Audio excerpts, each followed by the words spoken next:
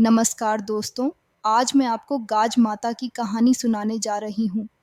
प्राचीन काल में एक नगर में एक राजा राज करता था, जिसकी कोई संतान नहीं थी।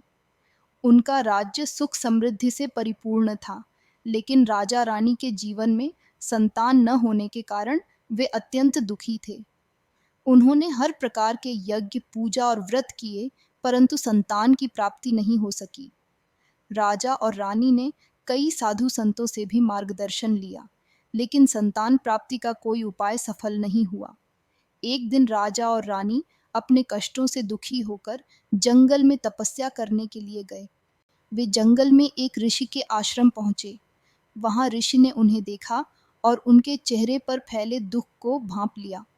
राजा ने ऋषि को अपनी समस्या बताई और संतान प्राप्ति का उपाय पूछा। ऋषि ने राजा को धैर्य बंधाया और कहा, हे राजन, संतान प्राप्ति के लिए तुम्हें गाज माता की पूजा करनी होगी।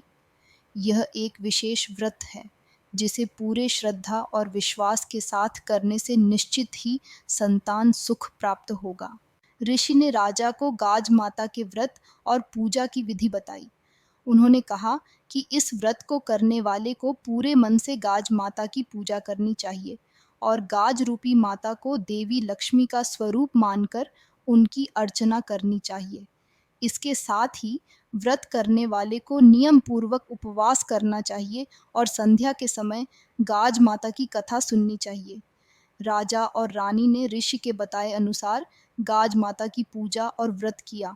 वे दोनों पूरे नियम और श्रद्धा से उपवास करने लगे और गाज माता की भक्ति में लीन हो गए।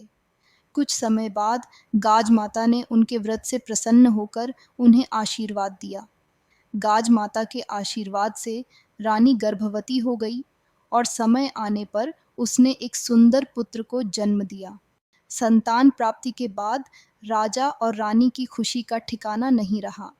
उन्होंने राज्य में गाज माता के व्रत की महिमा का प्रचार प्रसार किया और पूरे राज्य में गाज माता की पूजा का आयोजन किया। तब से गाज माता की पूजा करने की परंपरा शुरू हुई, जिसे आज भी संतान प्राप्ति और सुख समृद्धि की कामना से किया जाता है।